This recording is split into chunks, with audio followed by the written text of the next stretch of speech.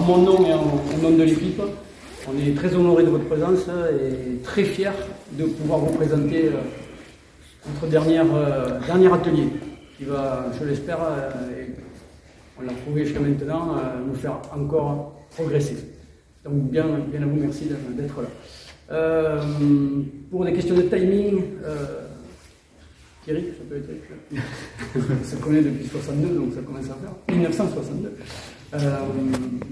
Va nous quitter juste un suivant. Alors je lui donne la parole. Moi je suis très rapide. En même temps, Eric Vardanti dit deux choses, une positive et une négative. La première, on se connaît depuis la plupart du temps, on a grandi ensemble. Donc ça veut dire qu'il y a 30 ans d'expérience et c'est pour ça qu'aujourd'hui, il nous met en valeur ce qu'il sait faire. Et puis il voulait vivre au pays, comme l'autre à côté, M. Denis Clément aussi, qui a un parcours avec qui on était ensemble à l'école aussi, qui ont montré que le savoir-faire aussi en Bigorre, il existe. Tout autour aussi, il y a des personnes qui savent faire. Moi, je retiens juste qu'il est pérenne et il ne lâche rien. Il a 30 ans d'expérience, alors ça ne nous rajeunit pas. 62, ça fait c'était ça le côté que j'ai saisi. 30 ans de travail pour arriver à ça, mais l'âge est là aussi. Oui, bon. maturité. Moi, je préfère un vieux jeune qu'un jeune vieux. Merci, c'est très gentil à toi. Continue comme ça, merci. Je dois vous quitter parce que je suis au conseil départemental, mais je vais assister quand même à la présentation. Allez, ok, super. Donc du coup, je vous présente un nouvel atelier, Semi-Technologie. Études, conception, réalisation, c'est la concrétisation des 5 dernières années où on a installé un bureau d'études, où on a investi dans du matériel de conception 3D et dans l'humain pour faire marcher cet outil. Sud Maintenance Industrie, 1991, 2 artisans, 148 000 € de chiffre d'affaires. 2023, 2022 bouclé, 4 millions de chiffres, 28 personnes, et 3 sites plus un dépôt. 2 sites de production sur l'eau, avec celui-là, évidemment, un dépôt sur l'atelier d'origine, et un autre local sur la partie 64, où on a depuis 2015 essayé de développer notre emprise territoriale, enfin, notre secteur d'activité. Au début, c'était 100% aéro. L'aéro, elle est ce qu'elle est, vous la connaissez. Un coup, c'est super fort, il faut aller plus vite que la musique. Et le lendemain, il n'y a plus rien à faire. Donc, du coup, on a décidé de changer le fusil d'épaule, d'avoir une offre à 360 degrés. Et aujourd'hui, on peut dire qu'il n'y a guère que le numérique sur lequel on n'est pas encore été. Ce n'est pas une volonté. Et pour ce qui est du reste, dans tous les ateliers, vous verrez qu'on est capable d'entreprendre une réparation, une modification, une amélioration, ou même une conception sur tous les secteurs de toutes les technologies que nous demande de connaître l'industrie. Les étapes clés, c'est à chaque fois ce que j'ai identifié, c'est qu'on s'est doté d'un outil. On a démarré dans un petit camion, à 2, ça se fait, mais si on veut progresser, il faut de suite trouver de la place et de la réception pour les collaborateurs. Donc on a commencé par faire une extension sur l'ancien bâtiment en 1997. En 1997, on a la chance de décrocher le marché de la mise en conformité des machines-outils de l'éducation nationale. Et là, on fait du jour au lendemain, on double et le chiffre et le staff. Fort de ça, forcément, comme on s'était super concentré là-dessus, l'année d'après, on a une petite baisse d'activité, forcément. Et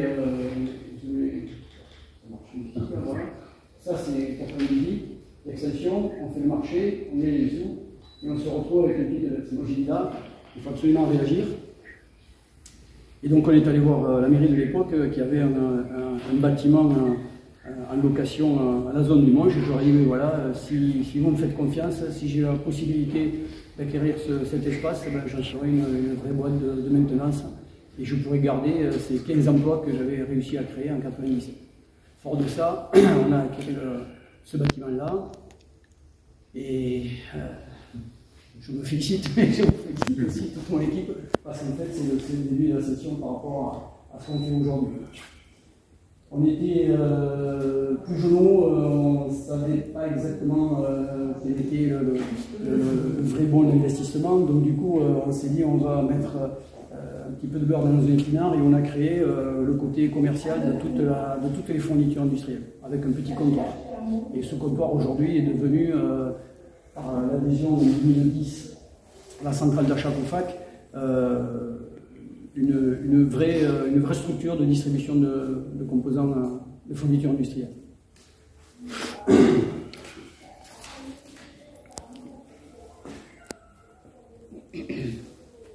2015. Fort de ce démarrage dans ce terrain, on a fait l'extension. Cette extension, elle était au maximum de 120 mètres carrés, 122 mètres carrés. On a créé l'espace SAV pour créer de la valeur ajoutée à notre commerce. C'est-à-dire qu'en fait, on fait du commerce serviciel. Si on vend une perceuse, on répare la perceuse. Si on vend un compresseur d'air, on entretient le compresseur d'air. Et ça a vite été très juste pour nous. On était déjà presque 21-22. Et donc là, on a décidé, pour des questions stratégiques aussi, parce que les départements se tirent la bourre un peu, de s'installer sur le 64. Et on a eu l'opportunité d'acheter un bâtiment sur Coirazenay de à peu près 800 mètres carrés avec les deux parties. Et on a démarré en 2015 notre aventure, je dirais, béarnaise, sachant qu'on va jusqu'à Orthès, Bayonne, on a certains clients jusqu'à Bordeaux.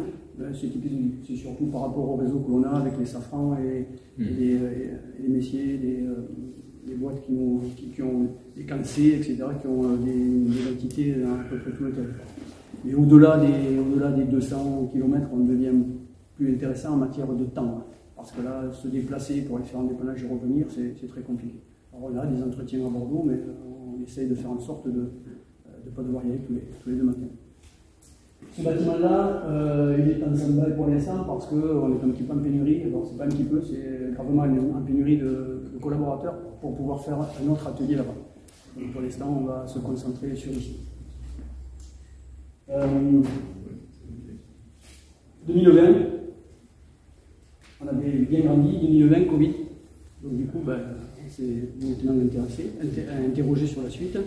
Le Covid ne nous a pas affecté, à part 2 mois, et la maintenance, c'est-à-dire le dépannage et la réparation de tous les outils de production dans le secteur, ont fait qu'on n'a jamais perdu ni de chiffre d'affaires, à part 1 mois, mais on a dû le rattraper en suivant. Et du coup, on s'est dit, là, c'est pas la peine de s'arrêter, il faut vraiment y croire. Et c'est vrai que, même si là je passe, j'ai gardé mon dynamisme, ou du moins mon envie d'entreprendre, et j'ai décidé de construire un autre bâtiment pour recevoir justement la partie qui nous manquait, enfin, qui ne nous manquait pas, mais qui n'avait pas tout à fait l'espace nécessaire, c'est le bureau d'études. Donc on a envisagé de créer ça à Paris. Et c'est là que vous vous retrouvez aujourd'hui. Ça a démarré en 2021. On a agrandi côté route avec un enrochement pour faire des parkings. On a creusé côté talus pour faire de nouveau du passage. On a agrandi la surface sur le côté au maximum, à mon avis. Et là aujourd'hui, on démarre avec un atelier que moi, je considère être à la fois fait pour bosser, mais fait aussi pour les gens qui vont bosser dedans. Vous verrez qu'on a installé des tables de travail à mise à hauteur, parce qu'effectivement, David fait 4h30, c'est moi. Désolé Alain, il se cache. Donc du coup, on a un atelier par technologie, et en même temps, on a mis en place des éléments forts de cette trentaine d'années d'expérience qui nous disent qu'aujourd'hui, pour être performant, il faut faire les choses bien et à fond.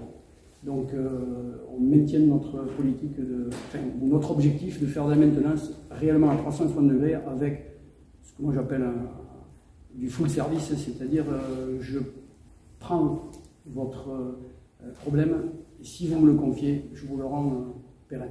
Voilà. J'espère que je vous ai convaincu qu'on était une bonne boîte et qu'on allait continuer. Merci encore de votre attention.